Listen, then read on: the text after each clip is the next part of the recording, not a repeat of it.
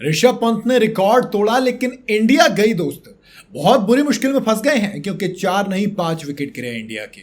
शुभमन गिल का मुझे समझ में नहीं आ रहा क्या चल रहा है भाई। पहले 2 टेस्ट मैच में आपको बैटिंग डेक मिला तो आपने धुआं उठाया, आपने रिकॉर्ड बनाए, ओवरसीज में 3-3 सेंचुरी एक साथ जोड़ दी, आपने एज अ इंडियन कैप्टन सबसे बड़ा स्कोर खड़ा कर दिया। लेकिन जहां पर आपको जरा सी बॉल मूव होती दिखती है आपकी सिट्टी पिट्टी गुल हो जाती है।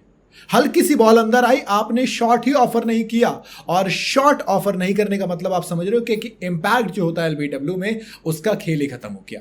इंपैक्ट भले से आउटसाइड था लेकिन जब आप नो शॉट ऑफर है तो वो ऑलरेडी रेड मार्क आ जाता है, जिसका मतलब आप आउट दे दिए जाते हैं। विकेट सिटिंग था तो वो एक लीव खराब गया। उसके अलावा बाकी सारे खिलाड़ियों ने एक सेम गलती की यार, आप सबको स्टार्ट मिला, आप कन्वर्ट नहीं कर पाए।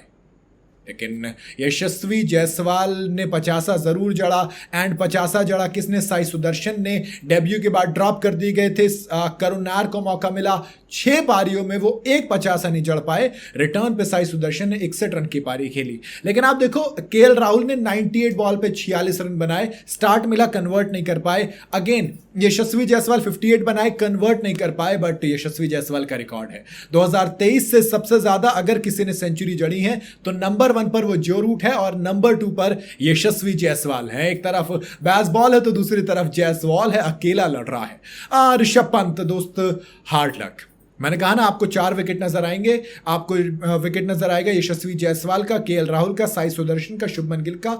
लेकिन जितना खतरनाक चोट है, जितनी खतरनाक इंजरी, मुझे नहीं लगता ऋषभ पंत दोबारा बैटिंग करने आ पाएंगे।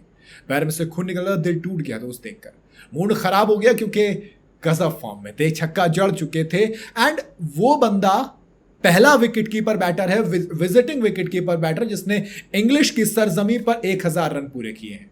1000 रन इंग्लैंड में बना दिए, 1000 रन इंडिया में है। तो ये है आइकॉनिक टेस्ट विकेट कीपर जो हमें मिला है, और कमाल की फॉर्म में था। लेकिन बहुत बहुत बड़ा नुकसान है अगर ऋषभ पंत दोबारा बैटिंग करने के लिए नहीं आते। सीरीज में पहले उंगली में चोट लगी थी तो विकेट कीपिंग नहीं कर पाए थे, और अब विकेट कीपिंग तो छोड़िए, खड़े होने लायक भी सही नहीं थे। एक गाड़ी बुला के, वो गोल्फ कार्ट जो होती है उसमें बुला के लेके जाया गया है। फिलहाल इंडिया की बात करूं 264 पे 4 विकेट हैं, और सीधा मॉर्निंग में न्यू बॉल मिलेगी। मॉर्निंग इंस्टेंस मतलब 3:30 बजे से।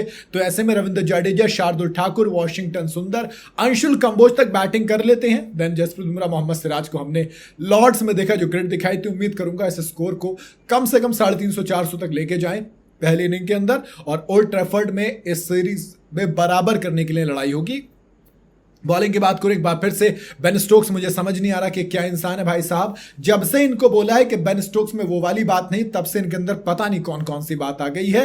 14 ओवर डाले हैं, 2 विकेट चटका चुके। 1 विकेट क्रिस वॉक्स के हाथ में आया, और 1 विकेट 8 साल के बाद लियाम डॉसन ने लिया। यानी कि अगर 8 साल बाद वापसी करनी है तो कैसे करते हैं, वो लियाम डॉसन से सीखो, क्योंकि आते ही विकेट चटकाया था। बाकी करुण नायर का तो मेरे ख्याल से पत्ता कट चुका है।